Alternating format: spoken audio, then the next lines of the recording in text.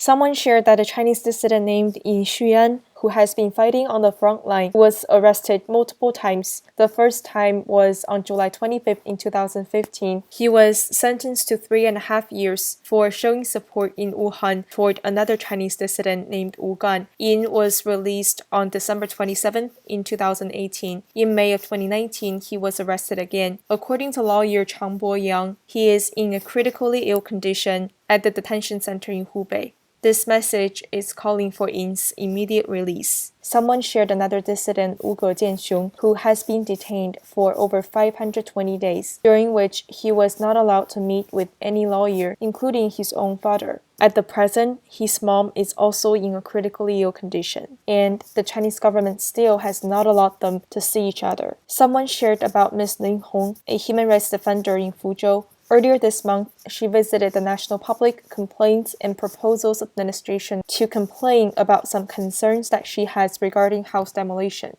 Her family lost contact with her on December 2nd. They have been seeking help from the police department in Fuzhou, but they refused to file the case and said that the government was involved. When the family reached out to the director of the Xinfeng Bureau in Beijing, the director responded by saying that, "I do not know where she is." As of now, the family is still not able to reach Lin. Someone shared that Ms. He Fangmei, who is a human rights advocate for vaccination safety, who splashed ink on government doorplate to protest against Beijing's vaccine scandal, has also been incommunicado. Someone shared that, according to statistics from Minhui in 2020, at least 84 practitioners of Falun Gong have been persecuted to death. Among them, 21 died while they were illegally detained.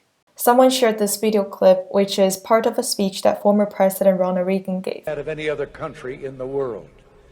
And who could possibly have so little faith in our American people that they would trade our tomorrow for our yesterday? I'll give you a hint. They put on quite a production in New York a few weeks ago.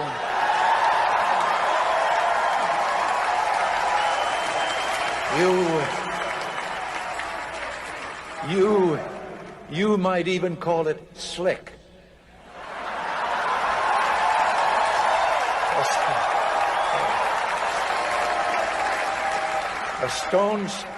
A stone's throw from Broadway it was, and how appropriate. Over and over they told us they are not the party they were. They kept telling us with straight face that they're for family values. They're for a strong America. They're for less intrusive government. And they call me an actor.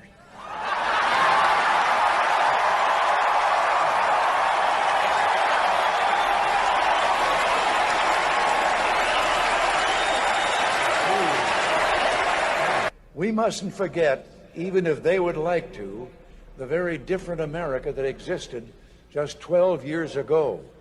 An America with 21% interest rates and back-to-back years of double-digit inflation. An America where mortgage payments doubled, paychecks plunged, and motorists sat in gas lines. An America whose leaders told us it was our own fault, that ours was a future of scarcity and sacrifice, and that what we really needed was another good dose of government control and higher taxes. Someone recalled back in 1981, an attempted assassination took place, during which President Reagan was shot and wounded in Washington, D.C. And that might have been part of the deep state's plot against Reagan. It may be too naive to simply label this as conspiracy theory. And Dissident shared this video clip and commented that perhaps only seeing what's happening right now with the election and looking back will one truly be able to understand the messages that this video clip was truly trying to convey.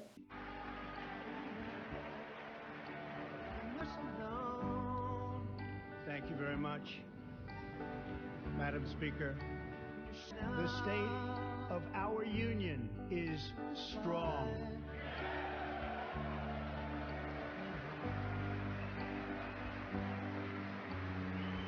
Tonight, that America will never be a socialist country.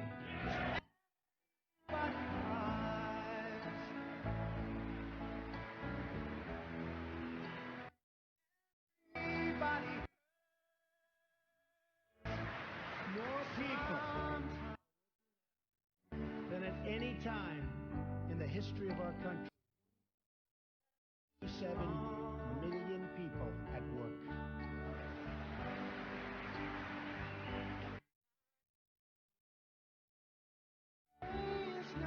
And we must always keep faith that one nation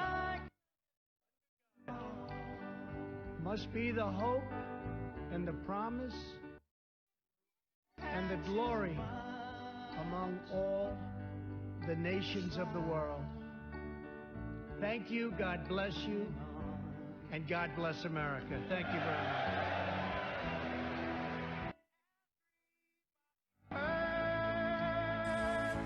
Someone replied, "It is indeed so.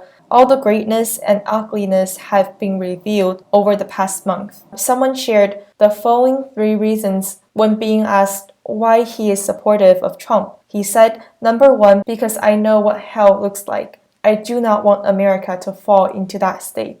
Number 2, America gave me help and support at the most difficult time in my life. At this critical juncture that will determine the future of America, I would regret and feel shameful if I do not step up and show my support for the Republic. Number 3, my children are living in the US. I hope that as they grow up, they will see America still remaining as a beacon of hope for the entire world, but not a city of Sodom."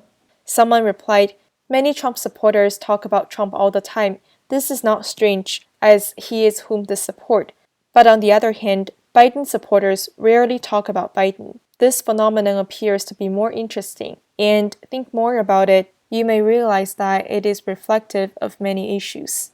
Someone shared that many people have asked me whether President Trump will be able to have a second term. It doesn't matter what the result is. I will still be supportive of him. Not just him as an individual, but the path that he has chosen to stand up against the CCP. Child, we will take you in. Child, we will bring you home. You'll be a flower that sees the spring. Soon a dove flying high